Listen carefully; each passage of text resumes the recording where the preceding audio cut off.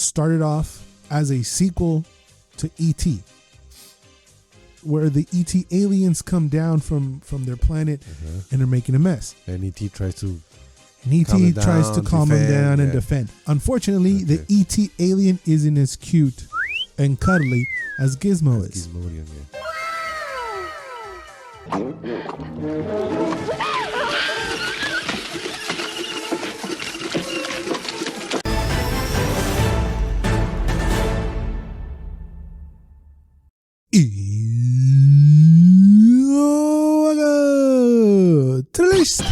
This is a show where we take on our all-time watch list, watch it and review for your viewing pleasure. I'm your host, Enterprises. With me as sometimes Boss Man.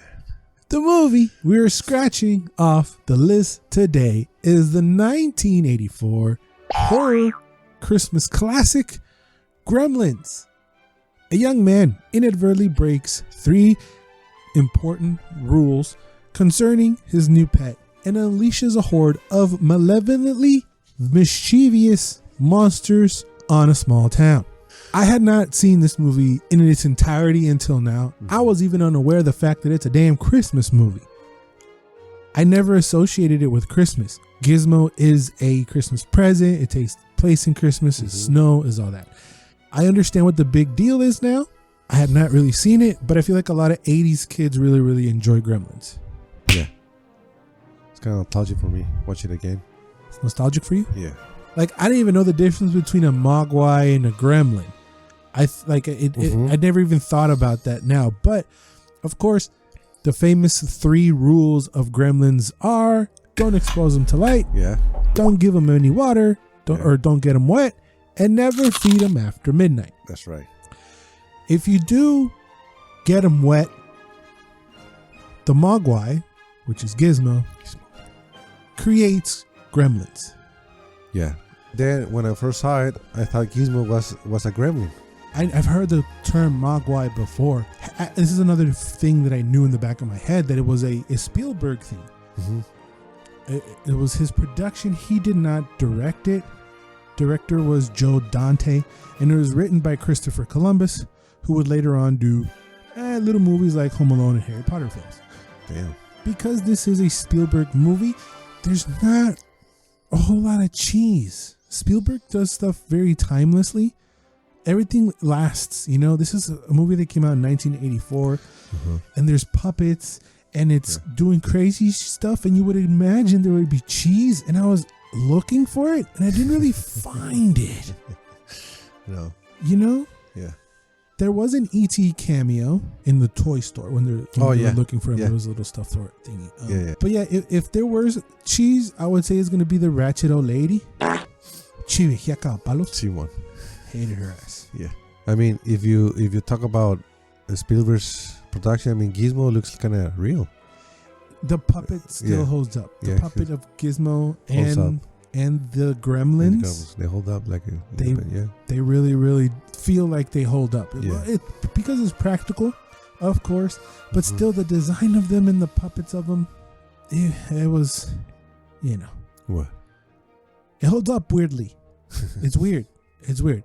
That's just way more realistic to me, obviously, something real that you can look at and feel in practicality than if it was CGI. Another thing that mainly surprised me is that I wasn't expecting this movie to be so violent and nasty.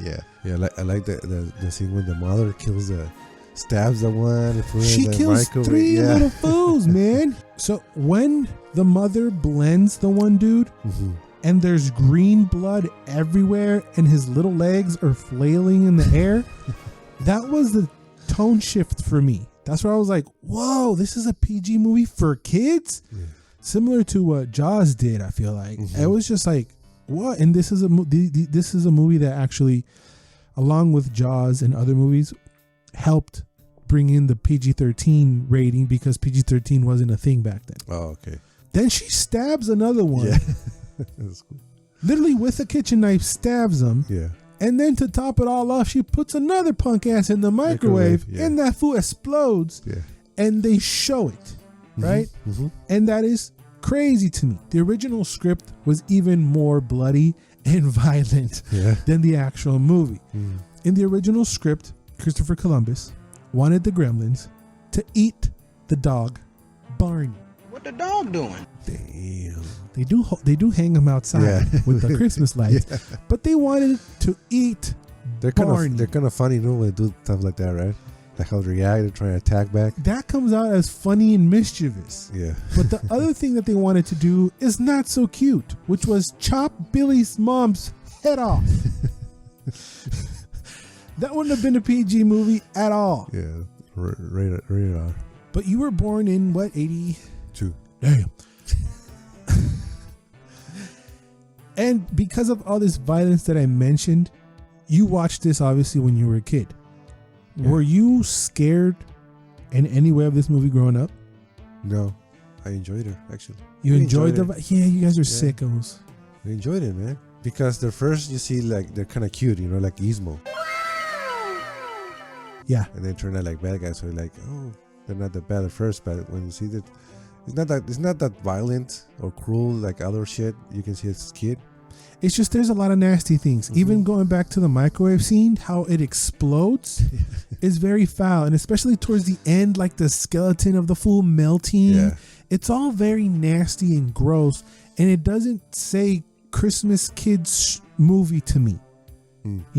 Also in the original script, original idea was for Gizmo to turn into Stripe, but after showing it to people, because Gizmo's so cute, they didn't want to see him turn into something nasty and essentially the bad guy. And then the way the bad guy gets disposed of, that's not a very cool image to see this cute little thing turn into that. Watching it back, did you recognize the sheriff? It's played by Jonathan Banks. He's the old guy from Better Call Saul, a show that you love. Did you recognize? Did you catch that or no? Yeah, no. You didn't catch it? I didn't catch it, man. The main actress, I found to her be really, really pretty. Yeah, and really, really cute. Yeah, she's really cute. Yeah. Did you recognize her at all? She has a very, very famous slow-mo scene coming out of a pool from the Richmond High movie. If you've seen the slow-mo before, she's in a red bikini. She's coming out of the water. That's her? That's her. It's the same hija. Neta? Yes. Her serving all the gremlins in the bar felt really dumb to me. Yeah, there's some dumb scenes. Like, I mean, come on. But I liked the desmadre that they were doing in the scene, though. But I feel like they didn't need her there. She just comes off as dumb. You're just going to sit there and serve them? No, you would run out of there. Yeah. That's what you would do. But I think she works there, right? Right. But if there's a bunch of little animals or little creatures running around making a mess, you're not going to serve them beer. You're just going to go home. Yeah. I've gone home for less. Yeah. So that part didn't make sense, but I liked the 10 minutes that they were making a mess during that. Kind of funny. Though. It was really funny. There was a lot of stuff they were doing. You can totally tell that they're all like the same model of gremlin, especially in the first one. I was like, okay, I get it, but I just wish there was a little bit more variety, which the second movie does that, deliver in that sense. I also like that there's no real explanation as to why they're so vicious or why they know so much about electrical wires. They just are, and they create a mess. Yeah. And that's the movie, Yeah. They're just menace. I mean, they're a menace to society, yes. Yeah. But I like that from older movies as to why do they speak English? What are they? What the hell is a Mogwai? Actually, I think Mogwai in Taiwanese is gremlin. Oh, but what is gremlin? It's a Mogwai. So I guess Gizmo is a Mogwai. Gizmo is a Mogwai, and supposedly gremlins are that. And supposedly Mogwai is the Taiwanese translation of gremlin. Yeah. Yeah. We don't have no backstory too, so of the Gizmo species, right? It just shows up and. There is some more explanations in the novelization of the movie. There's a little bit more backstory there. Originally, actually, Gremlins started off as a sequel to E.T. Okay. So Spielberg wanted to do a sequel to E.T. where the E.T. aliens come down from their planet and they're making a mess. And E.T. tries to And ET Calm him tries to down, calm him defend, down and yeah. defend. Unfortunately, Okay. the ET alien isn't as cute and cuddly as Gizmo is. Gizmodian, yeah. Yeah, I definitely didn't know that it was that violent. That took me by. I didn't even know it was a Christmas movie, like I said, but I understand it now. I understand why 80s babies love it. I understand the fandom behind it. I understand even why they're moving on forward with a little short that should be coming out around this time.